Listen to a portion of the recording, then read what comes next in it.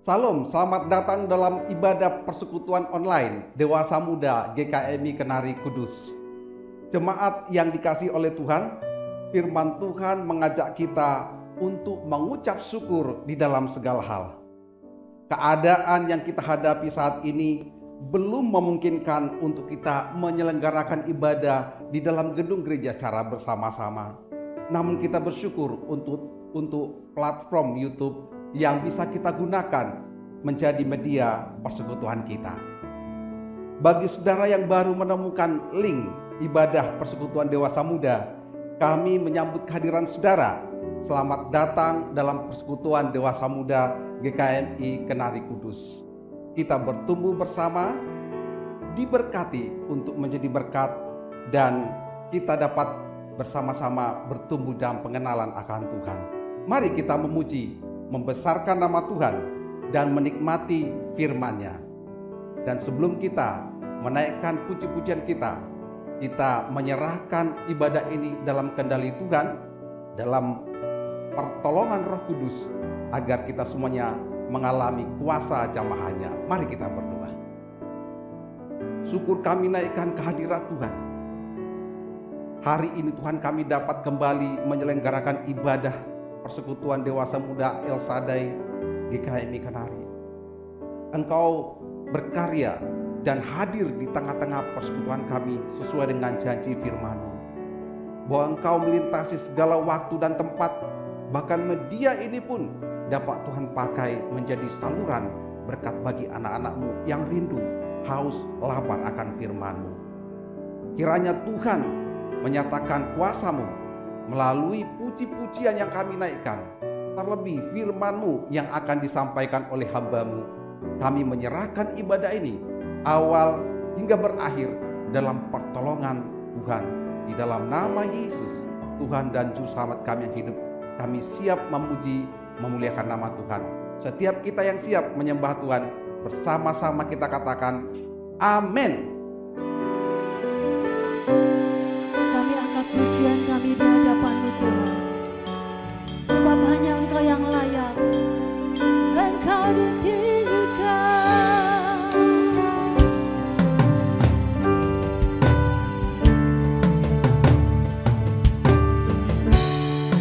Pujilah aku Tuhan, cobalah aku Tuhan, selidikilah batinku dan hatiku.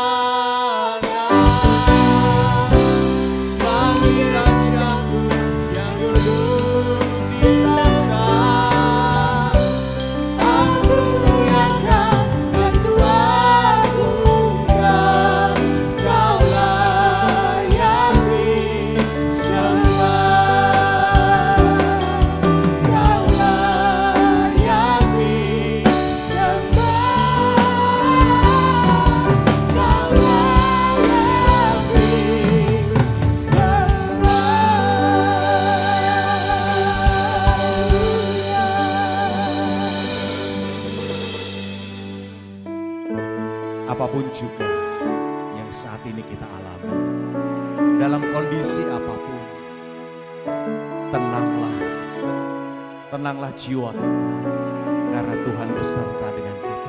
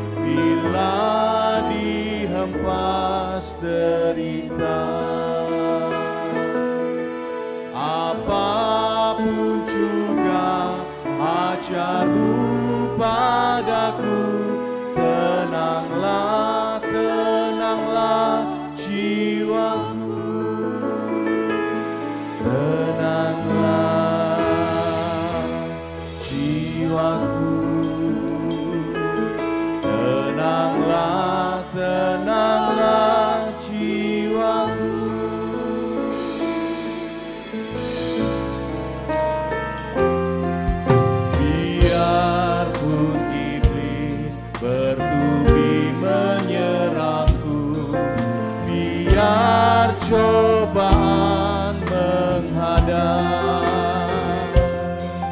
yakin dan teguh, Kristus harapanku, penolong penebus jiwaku. Tenanglah jiwaku, tenanglah, tenanglah jiwaku.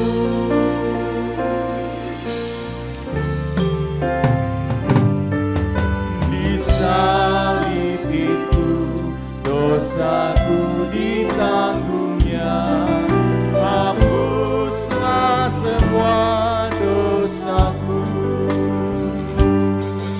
Betapa mulia dan besar kasih-Nya, pujilah namanya jiwaku. Tenanglah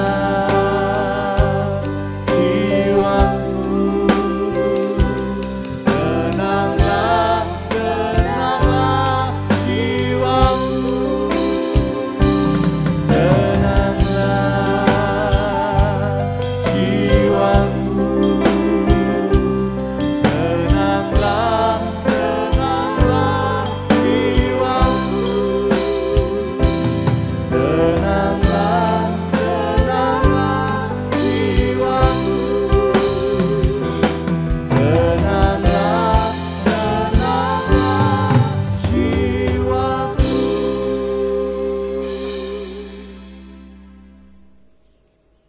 Shalom, Jemaat Dewasa Muda GKMI Kenari Kudus. Selamat ketemu, dan saya percaya kita semua dalam keadaan yang baik, ya, sehat dan diberkati Tuhan. Oke, terima kasih untuk kesempatan pada malam hari ini boleh menyampaikan kebenaran firman Tuhan. Dan sebelum kita mendengarkan firman Tuhan, mari kita berdoa terlebih dahulu. Tuhan, terima kasih untuk waktu yang indah kami boleh bersama-sama untuk menikmati ibadah Dewasa Muda pada malam hari ini. Kami percaya pekerjaan-Mu yang ajaib dinyatakan dalam hidup kami dan sudah dinyatakan dalam hidup kami. Dan kami mau menikmati kebenaran firman-Mu pada hari ini. Kebenaran yang memerdekakan, kebenaran yang membawa kami kepada kehidupan, kebenaran yang menjadikan kami kuat dan bisa menghadapi hidup kami masa depan. Karena kami tahu firman-Mu adalah Yesus, dan Yesus sudah dinyatakan bagi setiap kami. Kami percaya semua kami yang boleh mengikuti ibadah ini, mendengarkan kebenaran firman ini, menerima berkat Tuhan. Di dalam nama Tuhan Yesus Kristus kami berdoa. Semua kita berkata bersama, Amin, amin. Oke. Bapak, Ibu, dan saudara sekalian, pada malam hari ini saya ingin menyampaikan topik, tema percaya ganti kekhawatiran. Oke, sekali lagi, percaya ganti kekhawatiran. Saya mau tanya nih, siapa sih yang nggak pernah khawatir? Nggak ada. Saya khawatir juga. Iya, pernah, bukan pernah, sering. Tetapi hari demi hari makin ke depan, kekhawatiran itu makin turun. Karena apa? Digantikan dengan percaya. Ya, kita boleh nyanyi sih nanti. Aku tidak khawatir apa yang ku makan, minum, pakai. Aku tidak khawatir bunga di padang dia hiasi. Saudaraku, lagu itu lagu yang bagus. Dan pagi hari ini kita mau membahas itu, ya. Soal kekhawatiran, yuk kita tinggalkan. Nah, tapi ngomong-ngomong soal khawatir nih, apa sih pengertian khawatir gitu ya? Orang yang khawatir itu adalah orang yang tidak percaya kepada Tuhan, bahwa Tuhan itu ada bersama dengan dia. Tuhan itu bertanggung jawab atas hidup dia. Tuhan itu pemelihara yang setia. Dia tidak pernah melupakan kita. Kalau dia menciptakan, ya, kita jatuh, dia menebus, dia membeli, dan dengan darahnya yang mahal, kita dijadikan anaknya kembali. Ya, dan setelah dijadikan anak, bagaimana nasib kita? Masa depan kita? Apakah ada bapak yang kaya yang mengasihi anaknya, yang tidak memperdulikan anaknya? Tidak ada.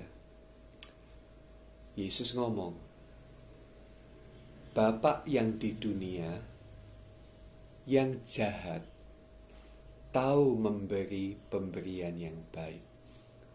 Apalagi bapakmu yang di surga. Amin, saudara-saudara. Yes. Amin. Ya. Orang yang khawatir, selain dia tidak percaya bahwa Tuhan itu ada pada dia, tentu saja dia berfokus hanya kepada dirinya sendiri. Melihat kenyataan bahwa dirinya tidak mampu. Melihat kenyataan bahwa dia tidak berdaya. Khawatir. Kalau orang tidak berdaya tetapi mengandalkan Tuhan, ya, tidak memiliki sesuatu yang diharapkan tetapi mengandalkan dan percaya kepada Tuhan, nggak khawatir. Iya kan? Jadi kalau khawatir, itu sebetulnya masalahnya apa? Masalahnya karena kita tahu bahwa kita ini berfokus kepada diri sendiri dan mengandalkan diri sendiri, dan ternyata yang diandalkan tidak bisa, yang diharapkan tidak bisa. Bukan hanya diri sendiri, yang mengandalkan manusia, mungkin mengandalkan orang tua, mengandalkan saudara, mengandalkan teman, mungkin bagi orang tua mengandalkan anak-anaknya. Jemaat mengharapkan pendetanya. Ya, boleh berharap, boleh. Tetapi jujur ya, kita semua nggak bisa diandalkan. Apakah kalian berpikir bahwa Pak Yakub juga bisa diandalkan? Sehingga kalian harus berpikir bahwa punya pengharapan kepada Pak Yakub?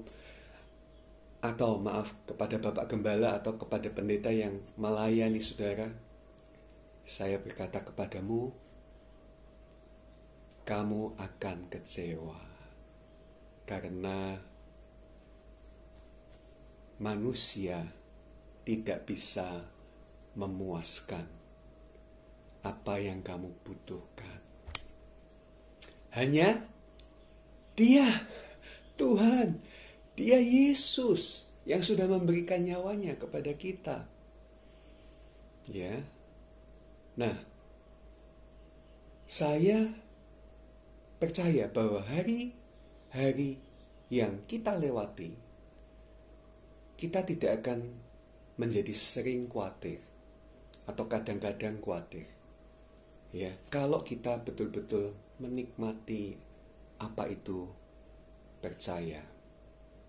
Percaya kepada janji Tuhan, percaya kepada Tuhan, percaya kepada apa yang dikatakannya. Oke, saya ingin mengajak kita membaca firman Tuhan dari Matius pasal yang ke-6.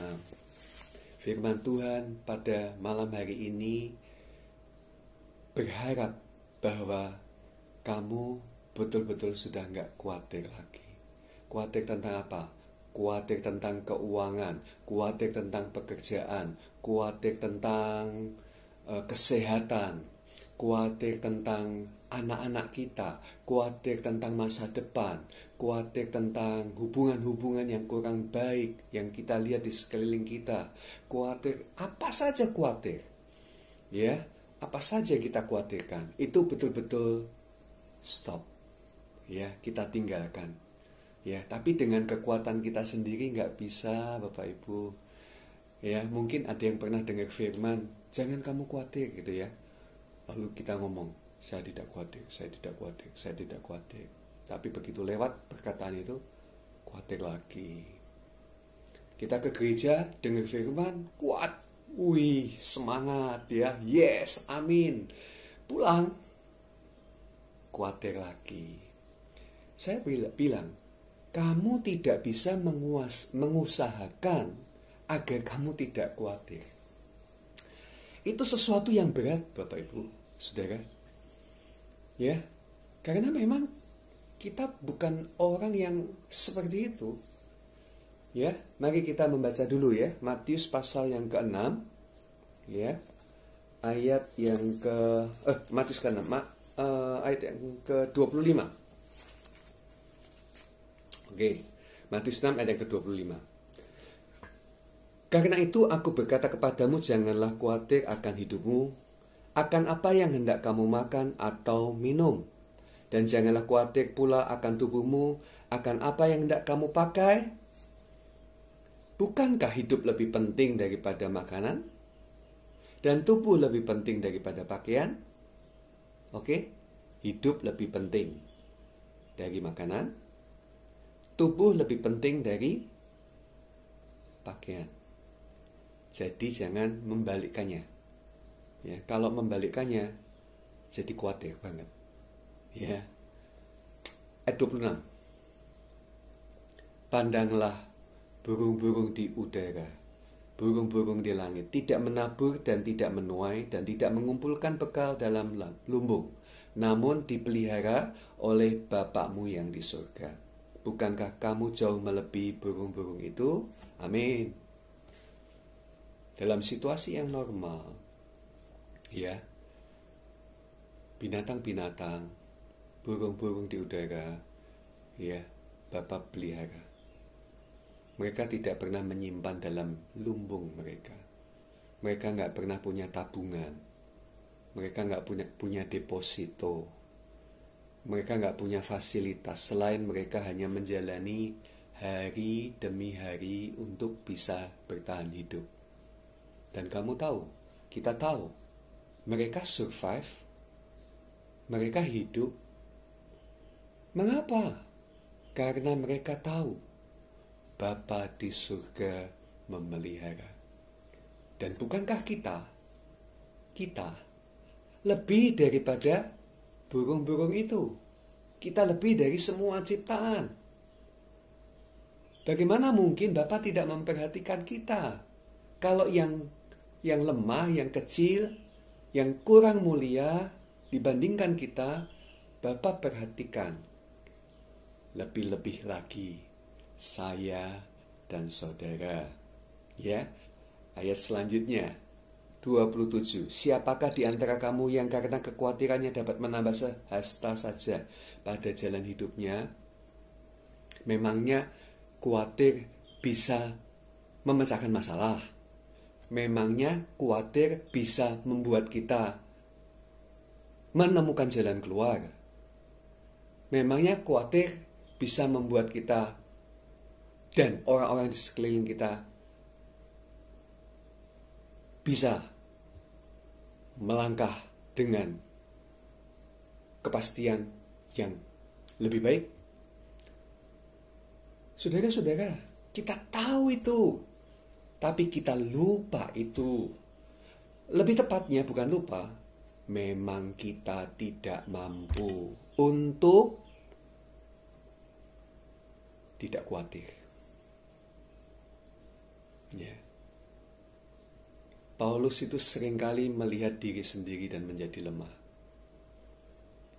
Dia tuh ngomong, dia orang yang mengandalkan diri sebelum ketemu Yesus. Ya. Dia ngomong, apa yang baik yang aku harus lakukan, aku tidak lakukan. Tetapi apa yang tidak baik yang aku tidak mau lakukan, yang akal budiku melarang untuk aku melakukan, justru aku melakukannya. Kenapa? Karena dosa di dalamku itu yang membuat aku melakukan hal-hal yang aku tidak mau lakukan. Dan bagian yang terakhir yang ngomong begini, aku ini manusia celaka. Siapakah yang dapat menolong aku? Kalau pertanyaan itu berhenti sampai di situ, kita tidak akan menemukan jawabannya sampai hari ini. Ya, kita ini manusia celaka. Sudah dibilangi jangan khawatir, ya tetap khawatir terus. Sudah dibilangi ya jangan cemas, jangan takut, ya tetap aja cemas dan takut. Tidak berdaya. Ya, saudara-saudara. Jadi kalau seperti ini, apa yang kita bisa harapkan? Ya, itu sebabnya kita akan tahu nanti bagaimana jalan keluar atas apa yang kita hadapi. Oke, kita lanjutkan dulu ya. Mengapa kamu khawatir akan pakaian? Perhatikanlah bunga bakung di ladang yang tumbuh tanpa bekerja, tanpa memintal. Nggak kerja aja didandani oleh Bapa di surga dengan cantiknya. Aku berkata kepadamu, Yesus berkata kepada kita, Salomo dalam kemegahannya pun tidak berpakaian seindah salah satu dari bunga itu. Jika demikian Allah yang mendandani rumput di ladang dan yang hari ini ada dan besok dibuang ke dalam api, tidakkah ia akan terlebih lagi mendandani kamu? Sekali lagi, terlebih lagi, ia akan mendandani kamu. Hai orang yang kurang percaya. Nah, ini saya sedih, ya, karena memang Yesus itu berhadapan dengan orang yang kurang percaya. Padahal mereka ada bersama dengan Yesus. Melihat kenyataan, walaupun itu melihat Yesus, tidak menjamin seseorang bisa percaya. Kalau memang melihat Yesus orang bisa percaya, semua orang Farisi, semua orang yang menyalibkan dia, semua orang yang menghujat dia, harusnya sudah bertobat, sudah percaya. Tidak ada yang menolak Yesus. Tapi kenapa mereka menolak Yesus? Karena mereka terlalu sombong dan mengandalkan diri sendiri, dan mereka menghinakan Yesus. Ya, mereka nggak percaya. Itu masalahnya. Mereka nggak percaya. Bukan hanya mereka, kita juga nggak percaya sebelum kita tahu bagaimana kita percaya. Agar percaya kita bukan karena kekuatan kita. Karena jika kamu percaya dengan mengandalkan kekuatanmu sendiri, saudara-saudara, saya memberitahu, kamu pasti gagal, kamu pasti kecewa. Dirimu nggak bisa diandalkan. Hanya Yesus yang bisa diandalkan. Amin? Yes, amin. Saudara-saudara, Yesus melanjutkan pernyataannya. Karena semua hal itu, ya, aku berkata kepadamu, jangan kamu khawatir. Ya, jangan kamu khawatir. Semua itu dicari bangsa-bangsa yang tidak mengenal Allah. Akan tetapi Bapakmu yang di surga tahu bahwa kamu memerlukan semuanya. Ini luar biasa. Mana yang lebih penting, hidup atau makan? Memang makan untuk hidup, tetapi hidup lebih penting. Lebih penting mana hidup dengan kerajaan Allah? Kerajaan Allah. Karena tanpa kerajaan Allah hidup kita terbuang, ya, hancur. Yesus menebus kita untuk maksud dan tujuan itu. Supaya kerajaan Allah menjadi bagian hidup kita. Ya. Saudara-saudara, carilah dulu kerajaan Allah. Ini ayat yang ke-33. Ya, karena kerajaan Allah jauh lebih penting. Kebenaran Allah jauh lebih penting daripada hidup. Hidup lebih penting daripada makan dan minum dan pakaian. Jika kita hidup dengan hidup dalam kerajaan Allah, maka semua yang kamu butuhkan itu, Tuhan bilang, akan ditambahkan. Ya. Hidupmu jauh lebih berwarna, lebih ceria, lebih menampakkan shining. Ya, ketika banyak hal ditambahkan kepadamu. Uang ditambahkan, ya, keberhasilan ditambahkan, kesehatan ditambahkan, umur yang panjang ditambahkan, semua yang baik ditambahkan. Amin, Bapak Ibu Saudara. Wow. Ya. Nah, sekarang carilah kerajaan Allah. Itu kalau kita melihat bahasa aslinya menunjuk kepada suatu teritorial. Bukan sekedar secara fisik. Ya. Tetapi eksistensi, ya, dari sebuah teritorial yang meskipun bagi dunia tidak diakui, ya, tidak bisa dilihat, bagi saudara dan saya jelas. Tuhan bilang gini, kewargaanmu bukanlah dari dunia, tetapi kewargaanmu adalah di dalam surga.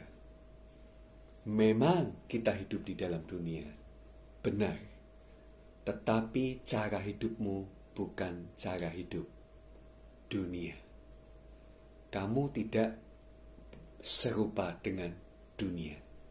Meskipun kamu dan aku hidup di dalam dunia, tetapi kewargaan kita, karakter kita, jati diri kita, identitas kita adalah kerajaan Allah. Saudaraku, kerajaan Allah itu ada di mana? Kerajaan Allah ada di dalam hati kita. Kapan itu terjadi? Ketika Yesus masuk dalam hati kita. Karena kerajaan selalu menunjuk kepada subjek, siapakah rajanya.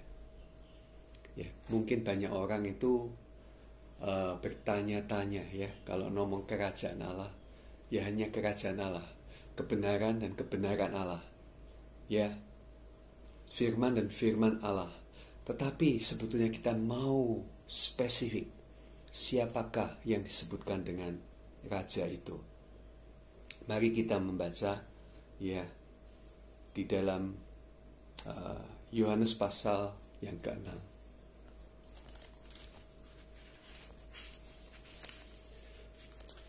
Ini sebelum saya memberitahukan tentang kerajaan Allah ya.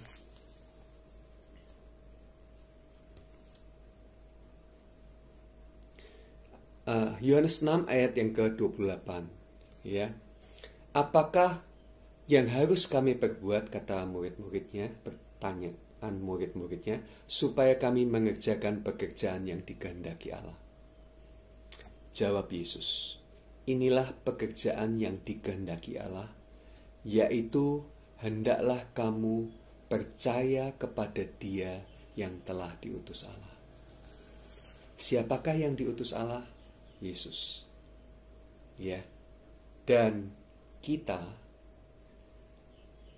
bertanya, banyak orang bertanya, banyak orang Kristen bertanya, saya ini harus ngapain supaya saya mengerjakan pekerjaan Allah? Dan banyak orang menjawab, ayo pelayanan, ayo kasih persepuluhan, ya, ayo loyal sama Tuhan, baca firman Tuhan, doa. Saudara-saudara, itu nggak salah, ya. Tapi dasar melakukan itu bukan hal yang Tuhan mau. Karena kita dibenarkan bukan karena kita melakukan. Kita dibenarkan karena kita percaya. Terus kalau gitu apa yang harus kami lakukan? Gak ada. Gak ada, Pak. Yesus bilang, kalau toh pun ada, pekerjaan yang dikehendaki Allah yang kamu harus lakukan adalah percaya kepada Dia yang diutus Allah, yaitu Yesus. Nah, tapi sekali lagi, kalau kita percaya kepada Dia dengan kekuatan kita, apa kita bisa? Berapa banyak orang Kristen hidupnya itu naik turun. Kalau diberkati, makin luar biasa, sukses, berhasil, haleluya, puji Tuhan, wah, imannya kuat. Tapi begitu mengalami keadaan yang buruk dan drop, imannya jadi lemah. Nah, kalau iman yang seperti itu imannya siapa? Itu imanku dan imanmu dengan kekuatanmu dan kekuatanku. Iman yang mengandalkan situasi, bukan iman yang mengandalkan Tuhan. Situasi baik, iman naik. Situasi buruk, iman turun. Kayak yoyo ya, naik turun. Dan banyak orang mengalami hal ini. Padahal Tuhan tidak menetapkan kita seperti itu. Kamu harus naik dan tidak pernah turun. Ya. Nah, bagaimana kita bisa percaya kepada Dia ya yang telah diutus Allah? Ya, sebab kerajaannya itu sudah datang. Ya kan? Nah, ini kita lihat dulu ayat Matius 12 ayat 28. Matius 12 ayat 28. Tetapi jika aku, Yesus berkata, mengusir setan dengan kuasa Roh Allah, maka sesungguhnya kerajaan Allah itu sudah datang kepadamu. Oke? Sesungguhnya kerajaan Allah itu adalah Yesus.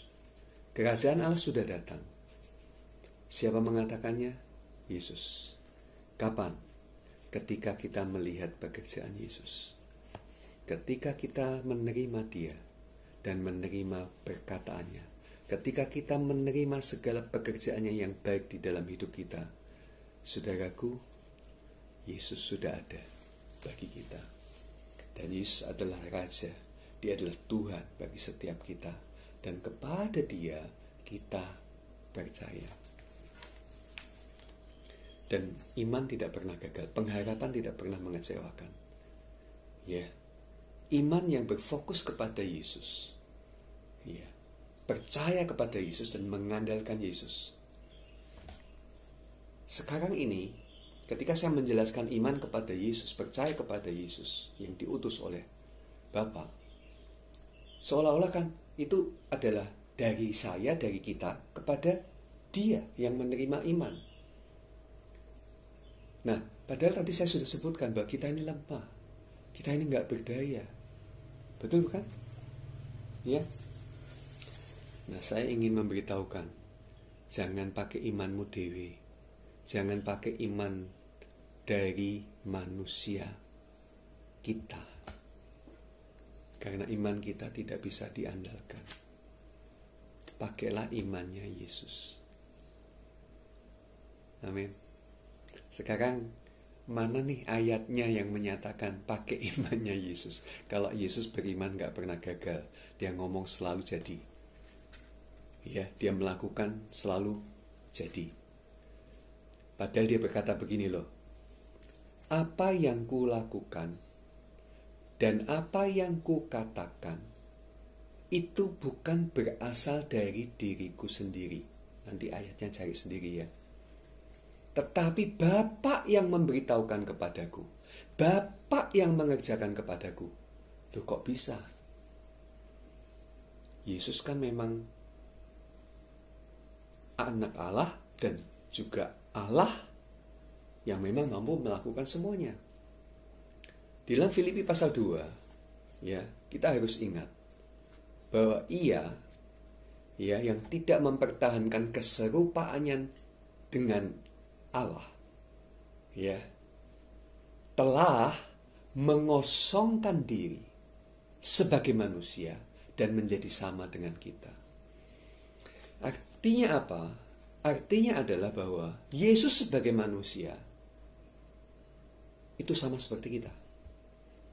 Hanya bedanya Yesus tanpa dosa, kita berdosa. Yesus kosong karena mengosongkan diri, meninggalkan semua atribut Allah, meninggalkan semua kekuatan yang dia miliki di surga, dan dia datang sebagai manusia yang tidak berdaya. Lahirnya di kandang, di bawah pengasuhan Yusuf dan Maria, bekerja sebagai tukang kayu. Sampai umur 30 tahun, dia sama seperti kita. Dia bermain dengan anak-anak yang lain. Dia bekerja seperti orang yang lain. Sampai akhirnya Bapa mengutus dia, memberkati dia. Setelah dia dibaptis di Sungai Yordan, Tuhan berkenan. Inilah anakku yang kukasihi, kepadanya aku berkenan. Dan sejak itulah dia melayani dengan spektakuler. Tetapi pelayanan Yesus, perkataan Yesus, Yesus sendiri mengakui bahwa apa yang kukatakan itu karena Bapa memberitahu kepadaku. Dan apa yang kulakukan itu karena Bapa yang mengerjakannya di dalam aku. Luar biasa. Yesus mengandalkan Bapanya. Hari ini kamu mengandalkan Yesus. Saya mengandalkan Yesus. Paulus mengandalkan Yesus. Mari kita lihat Galatia pasal yang kedua. Galatia pasal yang kedua, ayat yang ke-20. Sebelumnya ayat 19 berkata begini, sebab aku telah mati oleh hukum Taurat dan untuk hukum Taurat, supaya aku hidup untuk Allah. Aku telah disalibkan dengan Kristus. Mati bersama Kristus, oke? Dia sudah tidak ada.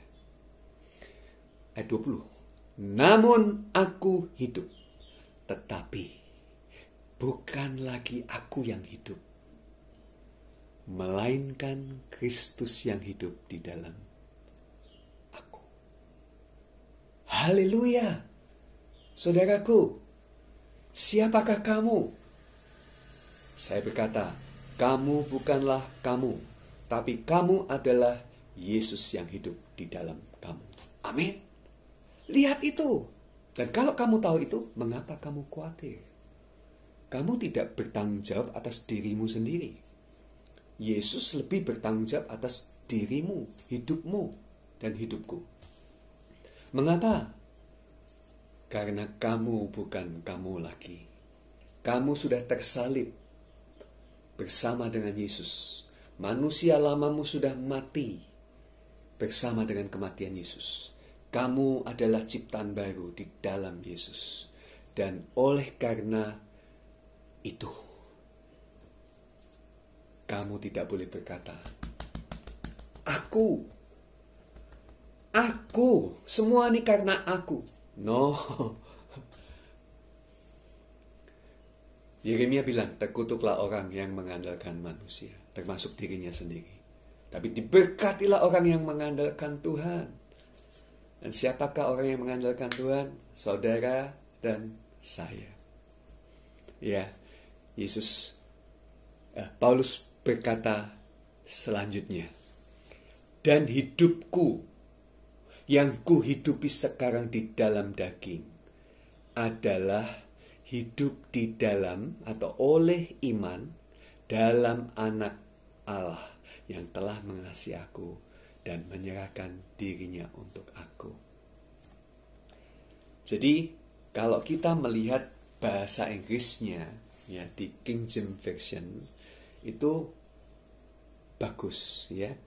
I live by faith of the Son of God who loved me.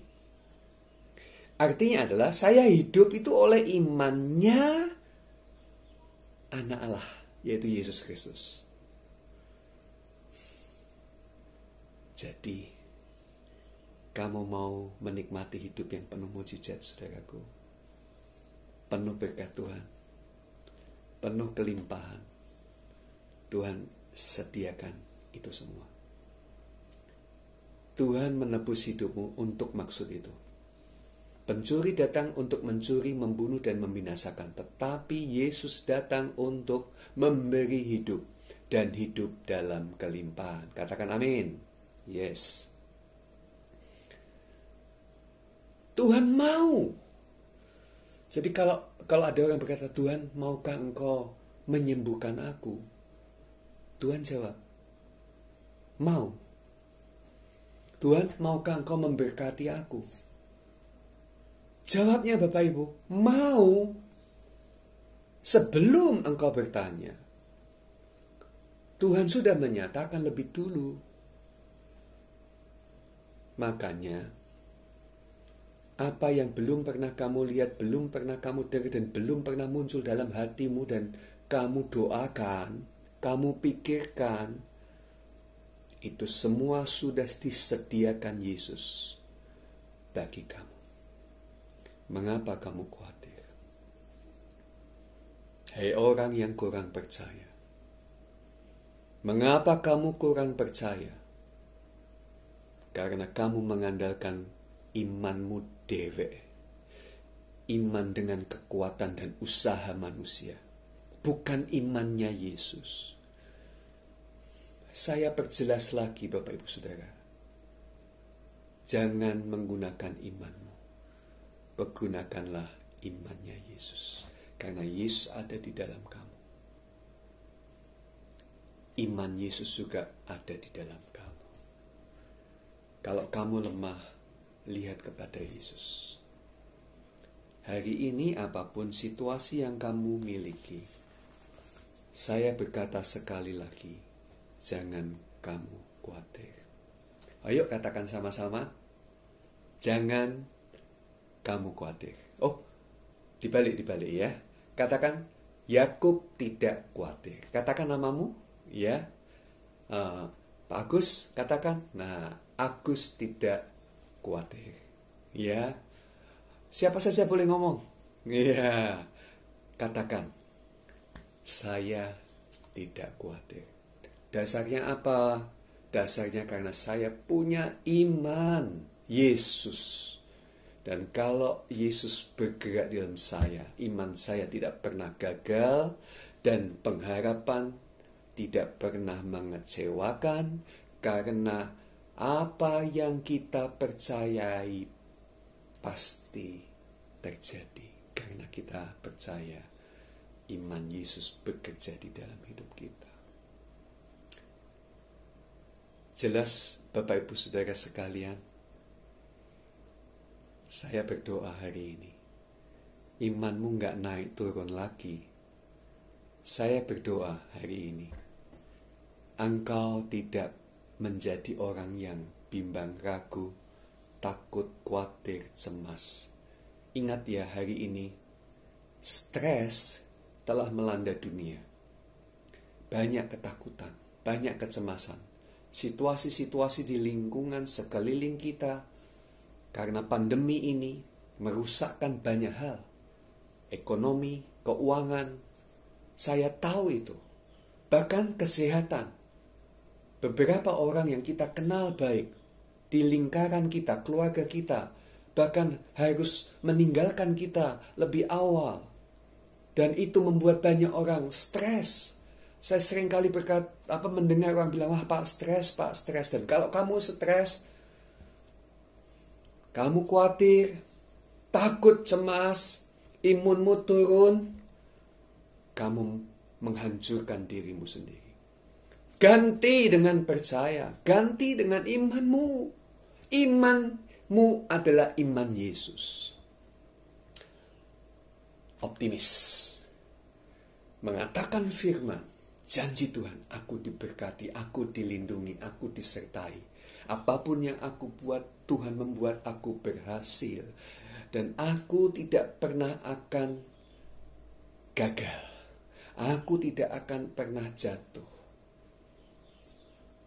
Saudaraku, katakan, bukan kenyataan yang menakutkan atau kenyataan yang buruk. Katakan tentang imanmu. Aku diberkati. Aku sehat. Aku jadi berkat. Aku kuat. Aku berhikmat. Gak pikun. Gak pelupa. Kalau aku ngomong, orang mendapatkan kehidupan. Kalau aku ngomong, orang dibangkitkan. Karena iman yang bekerja dalam diri kita. Puji Tuhan. Sampai di sini kebenaran firman Tuhan. Mari kita berdoa. Tuhan, terima kasih. Hari ini Engkau telah menyatakan kepada kami bahwa kerajaan Allah lebih penting daripada hidup kami. Tapi hidup kami di-cover oleh kerajaan Allah. Dan makanan, minuman, dan apa yang kami pakai, apa yang menjadi fasilitas hidup kami yang dicari oleh bangsa-bangsa yang Tuhan sudah sediakan bagi kami itu adalah hal yang ditambahkan. Karena hidup lebih penting daripada semuanya itu. Dan Yesus buat saya, buat kita semua, buat kami Tuhan, Engkau yang terpenting. Karena jika kami tahu bahwa kami memiliki Engkau dan memiliki iman-Mu Yesus yang ada dan bekerja di dalam diri kami, maka kami melihat masa depan. Kami melihat kekuatan Allah yang adalah sumber mujizat, menjadikan kami menikmati kenyataan yang demikian. Berkati dewasa muda, seluruh jemaat, pengurus, pelayan-pelayan rohaniwan, Bapak Pendeta, dan semua kami percaya jemaat di kota Kudus, kota yang Tuhan cintai, diberkati. Mari kita angkat tangan, terimalah berkat Tuhan. Kasih karunia dan anugerah dari Bapa terus-menerus ditegakkan dalam hidupmu. Engkau tidak akan pernah goncang oleh apapun juga di dunia ini. Kebaikan, kemurahan, kesetiaan Yesus mengikuti engkau kemanapun engkau pergi. Kuasa dan urapan Roh Kudus mengalir melimpah. Engkau naik dan tidak pernah turun. Engkau diberkati dan terus-menerus diberkati oleh hidupmu. Banyak orang di sekelilingmu menikmati berkat-berkat Tuhan. Haleluya. Semua katakan amin. Tuhan memberkati. Sampai ketemu. Saudara, kita bersyukur firman Tuhan telah disampaikan dengan luar biasa. Kami berterima kasih kepada Bapak Pendeta Yakub Tani Wijaya dari Semarang yang telah melayani kita, memberitakan firman Tuhan. Saya percaya setiap kita diberkati oleh firman Tuhan yang telah disampaikan tadi. Berikut beberapa pengumuman yang akan kami sampaikan. Untuk ibadah kita yang akan datang masih kita selenggarakan secara online, yaitu 8 September 2021 yang akan dilayani oleh Pendeta Sivera Setiawati dari Semarang. Saudara sekalian, kami ajak kembali mengikuti ibadah di channel YouTube yang sama. Kami mengundang kehadiran saudara untuk mengunjungi link kami. Saudara dapat mendukung persekutuan dewasa muda melalui persembahan yang dapat saudara sampaikan melalui rekening yang tertera di layar saudara. Demikian pengumuman dari pengurus persekutuan dewasa muda El Shaddai. Tuhan Yesus memberkati.